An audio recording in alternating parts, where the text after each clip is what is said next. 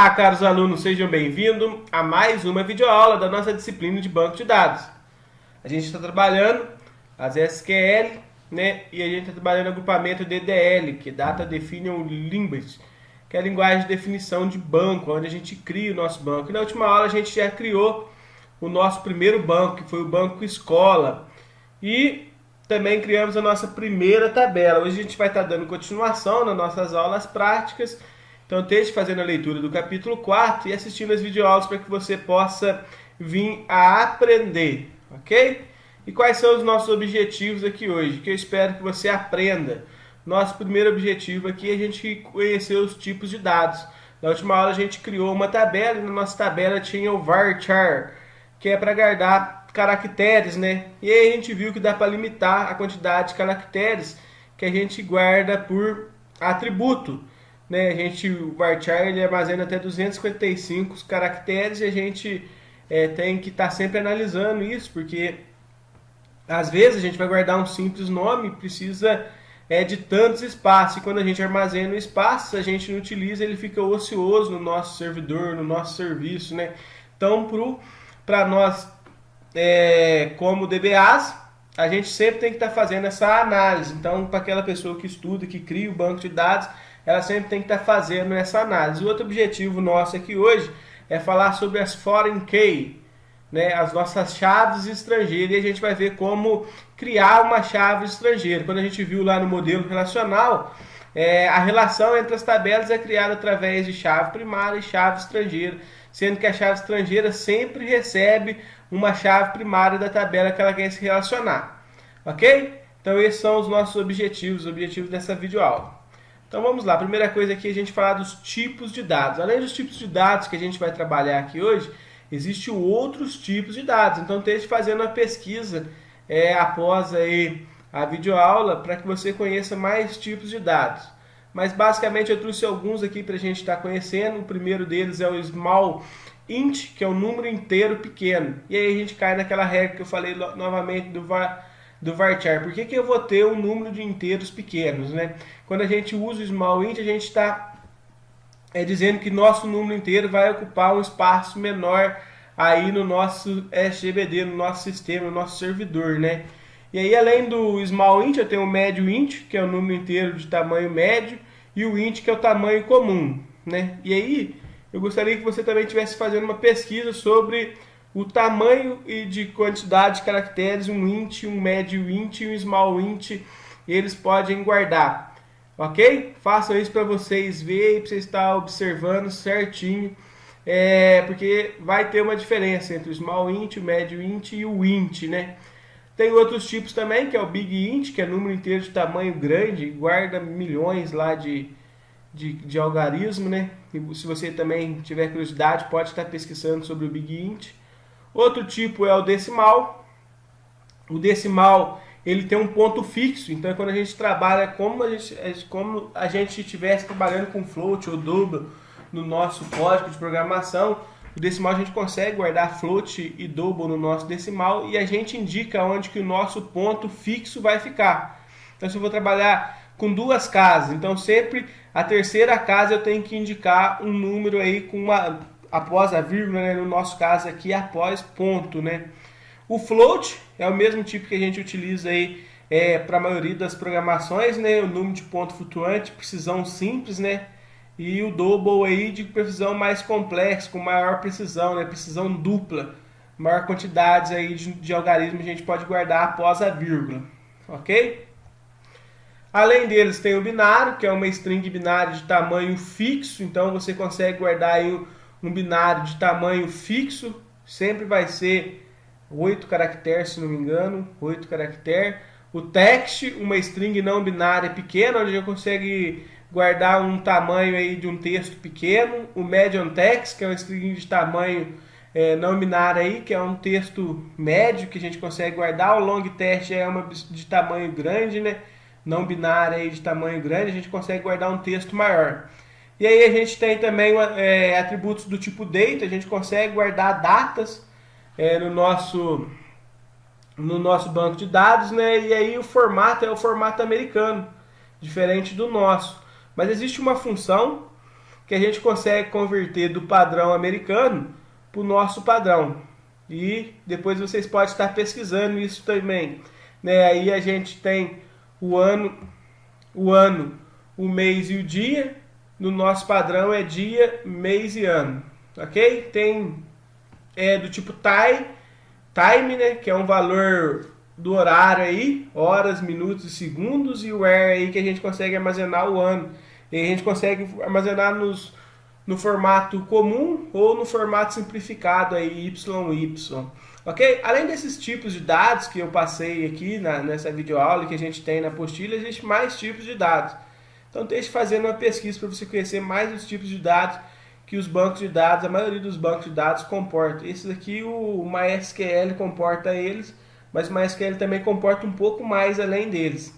Então deixe fazendo uma pesquisa sobre os tipos de dados, ok? E agora a gente vai aqui para o Foreign Key. Então a gente viu como criar tabelas, né, pelo Create Table aí você pode também usar o If Not Exist, né, para garantir que só vai criar se existir, né? E aí a gente já tem alguns atributos aí utilizando a variável int, né? A maioria dos códigos que eu crio, quando eu vou usar, eu uso int, mas é sempre importante a gente fazer aquela análise que eu falei para não deixar espaço ocioso no nosso serviço e para que o nosso serviço possa ter um desempenho melhor. Então eu estou criando uma tabela em endereço e aí a gente está fazendo continuidade já daquilo que a gente criou na aula passada. Então, para a gente criar essa tabela aí, ó, vamos estar abrindo o Champ.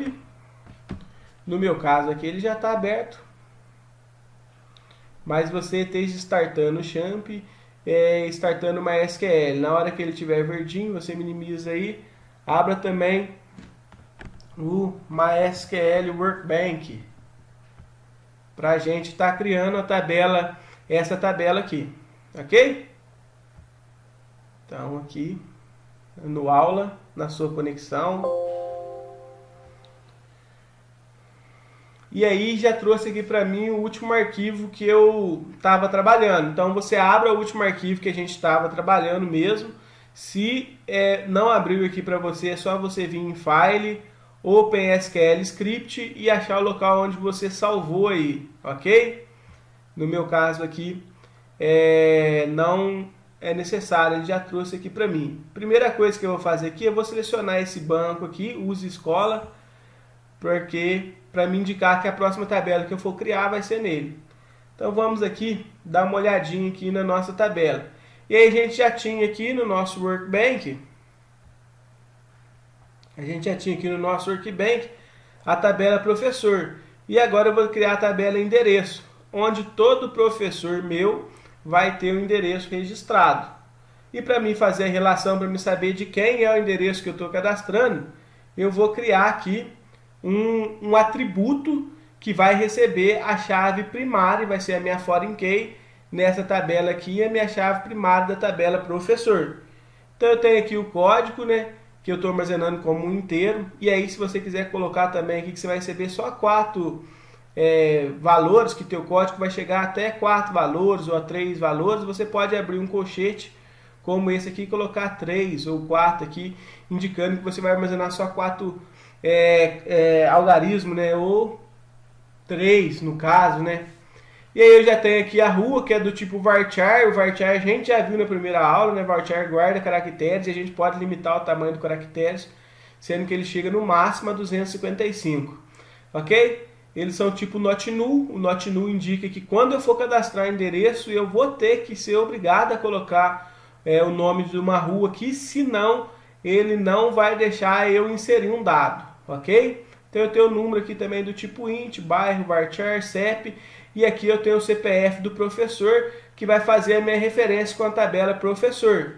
E é importante que o nome aqui do atributo, você pode pôr o nome que você achar melhor, que for referenciar. Mas o tipo aqui, varchar, tem que ser exatamente o tipo da tabela endereço do professor aqui, ó. Então, e aqui a gente tem um varchar de 11 algarismo, né?